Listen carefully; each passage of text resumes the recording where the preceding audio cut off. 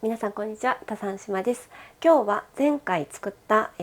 アングレーズソース、カスタードソースを使ったデザートをご紹介します。イルフロタントという名前なんですけど、イルっていうのは島です。こっちの島じゃなくて島です。島って島で、フロタントっていうのは浮いているっていう意味なので、浮島っていう名前がついたデザートです。で、見てもらったらすごくなるほどねって思っていただけるんじゃないかなと思うんですけど、カスタードソースの上にメレンゲが浮いている状態のデザートのことです。はい、では早速メレンゲから作っていきたいと思います。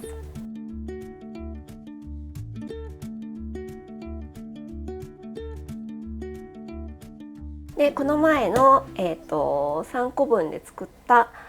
卵白が残っているので、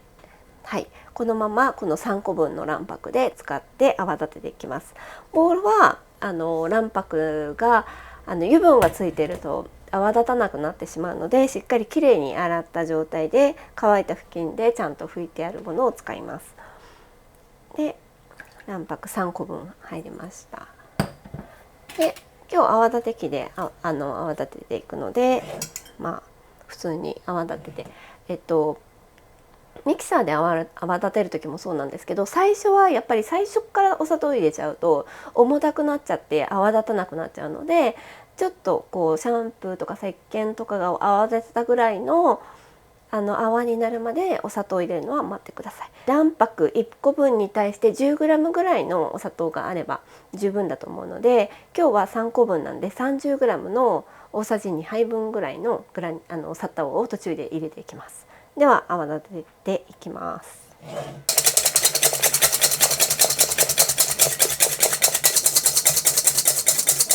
はい、こんな感じでふんわりしてきたら、大さじ2杯なので1杯目の砂糖を入れていきたいと思います。よいしょ。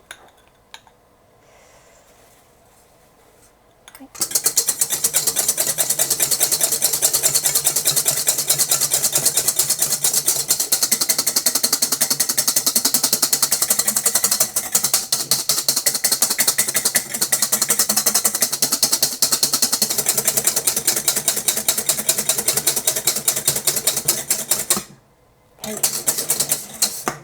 さっきより細かい泡になってきたので2回目の砂糖を入れます。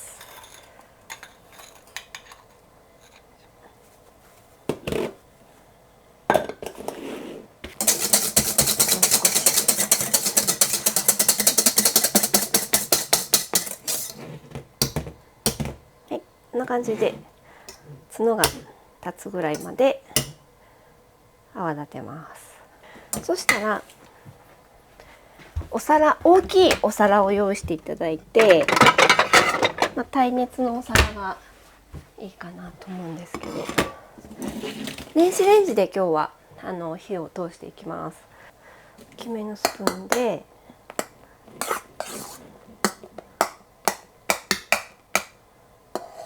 大きく、自分の好きな大きさなんですけど、で火を通すと少し膨らむので間隔をちょっと開けながら好きなように落としていってください。こっちの卵白の方は時間が経つとちょっと分離してくるので、すくう前に一回こう大きく混ぜてあげて、それからすくって落とすといいと思います。でちょっとこのくらいの感じにしておいて、600ワットのレンジで1分くらいで火が入ると思うんですけど、ちょっと様子を見ながら入れていきます。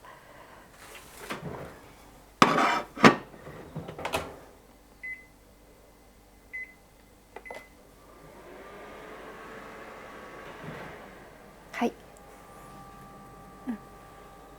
はい、今、40秒入ったところなんですけど、少しやっぱり膨らんで、ちょっとこの辺くっついてるぐらい結構大きくなった状態です。で目安としては、あんまり火を入れすぎると卵臭い、ちょっと硫黄臭い匂いがしてくるのであんまり美味しくないので、膨らんだのをまず目で見てもらって、あとはちょっとちょんちょんと触ってもらって、ベタッとくっつかなければ、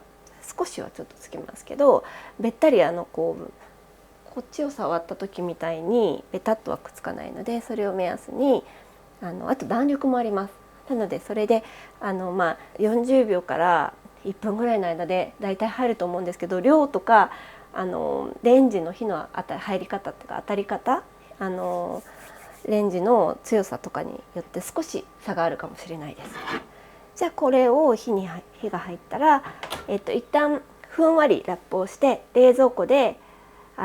キンキンに冷えるまで冷やします。その方が冷たい方が美味しいと思うので、はい、これを冷やしていきます。じゃあ残りのメレンゲも同じように火を通していきます。そしたら熱々の状態を入れるとやっぱり蒸気がこもってしまったりするので、少し粗熱を取って、ラップをして、でこちらを少し冷ましておきます。でこの状態で冷蔵庫に入れて冷やします。冷やしている間に、キャラメルソースを作っていきます。でこのイルフロタントっていうのは、普通にカスタードソースとメレンゲだけでもいいし、そこにフルーツを入れて、いちごとかブルーベリーとか、季節のフルーツを一緒に食べる人もいるし、あとチョコレートソースとかキャラメルソースをかけて食べる場合もあるので、今日はキャラメルソースをちょっと作ってみようと思います。でキャラメルソースはちょっとやっぱりキャラメルなので温度がすっごく高くてちょっと怖いなって思われるかもしれないんですけど、ちょっと跳ねないように気をつけて作っていきたいと思います。鍋に、グラニュー糖を入れます。どのくらいかな、50g、約 50g 入れました。そしてこの砂糖が、湿るぐらいの、お水を入れます。なのでちょっと手でこう上から落としてあげながら、ちょうど湿るぐらいが理想的です。はい、これがあんまり水分がドバドバっと入ってしまうと水分が蒸発してからキャラメルが焦げ始めるので、まず砂糖を溶かすと液体になるので、まずその水分が蒸発する、その水分プラス足したお水の分があるので結構時間がかかってしまうので、ちょっと様子見ながらちょこちょこっと入れながら、ちょうどその、全体が濡れるくらいが一番いいと思います。で入れたら火にかけます。で強火で大丈夫です。でこのあとキャラメルが焦げてきて、少しお水を入れてそのキャラメルが進んでいくのを止めるんですけど、そのためのお水を少し用意しておきます。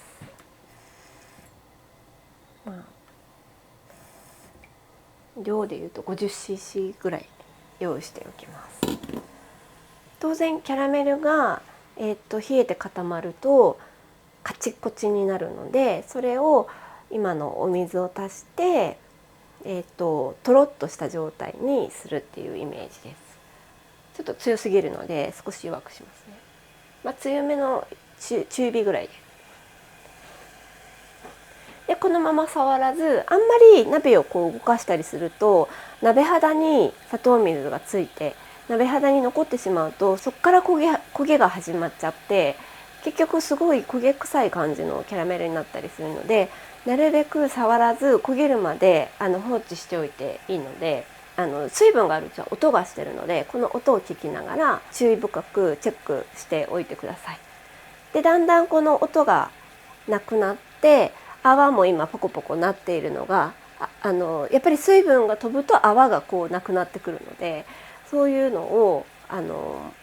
よく見ながら判断してください。その水分が飛んでこの液体の濃度がついてくると、今度泡が大きな泡がこうボコボコっとこう今湧いてるような感じになります。これは水分のこの液体の濃度が濃くなってきたサインでもあります。で今シューって音はもうなくなってきて、ちょっと量が少ないのでもうすでにこう周りは色づき始めました。この量が多いと割と分かりやすく泡がさーっと引けて焦げが始まってくるんですけど、色が周りについてき始めると煙が少し立ってくるので、そうなると一気に色がついてくるので火を消して少し揺らして均一に焦がしていきます。あとはもう自然にスーッと焦げが進んでいくので、もう火から外してしまって、はい、で今キャラメルのいい匂いもしてます。で自分がいいなって思うところでお水を入れます。この時に今みたいにちょっと跳ねるので、少しやっぱり早い段階で火からちょっと色がついてきた、周りにキャラメル色になってきたっていう段階からもう火を止めて少し温度を下げておきます。でそうするとお水を入れるこの段階で少し反発っていうか冷たいものと熱いもののこうパーンっていう感じが少し収まるので飛びづらくなるんですけど、ただこれでもやっぱり少し今この辺に飛び散っている見えるので、少し怖い人はやっぱり一度温度をもうちょっと、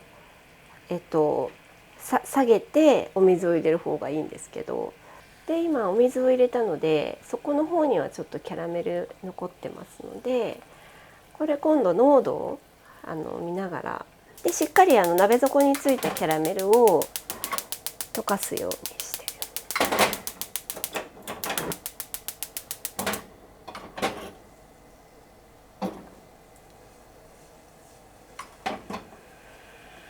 でこれで、全部溶けたら、瓶とか、ココットとか、そういう入れ物に入れておきますけど、結局冷めた状態じゃないと濃度が分かりにくいので、早く知りたいっていう人はこういうところにちょっとお皿とかこういうバットの上に少しこう垂らして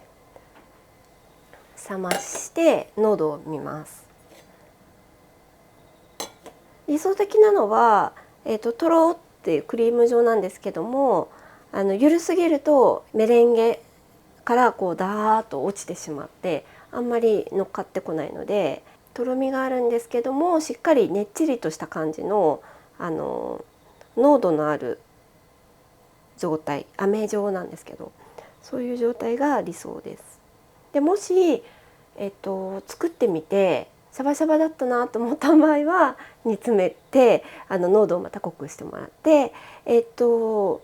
すぎたなってすごい固まりすぎちゃったっていう場合は少しお水を足して調整する。これをちょっと自分でお水をどのくらい入れるかっていう感覚がつかめるまで何回か試したりしてやってみてください。だんだんなんか慣れてくるとこのくらいかなっていうの分かってくるし、あと測ってもいいんですけどお砂糖の種類によって若干ちょっと分量が変わってくるかもしれないです。はい、では、材料が、全部冷えたので、仕上げていきます。でキャラメルソースの硬さなんですけど、今こんな感じでとろーっとしてるんですけど、かけた時にダーッと流れちゃわないぐらいの濃度になってます。メレンゲの方はこんな感じでしっかり冷えています。ソースの方は、別の動画でご紹介してますのでそちらを参考にして同じ分量で作ったものがこちらにあります。はい、で食べ方なんですけど、このまずソースを器にひいてもらってたっぷり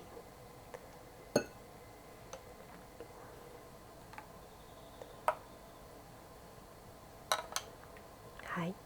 そしたらメレンゲを作って器に浮かせます。はい、で、このまま一つこのまま仕上げてもいいし、先ほど作ったキャラメルソースをかけてもいいです。はい、これで、イルフロタントの完成です。ここにナッツもすごく合うので、アーモンドスライスを軽くいったものを散らしてもいいし、ミックスナッツを潰してそれをパラパラってしても美味しいですし、そういうアクセントを入れてもらっても美味しいので、少ない材料でできるフランスっぽいレシピになってますので、是非一度作ってみてください。分量は概要欄に載せてあります。それではさようなら。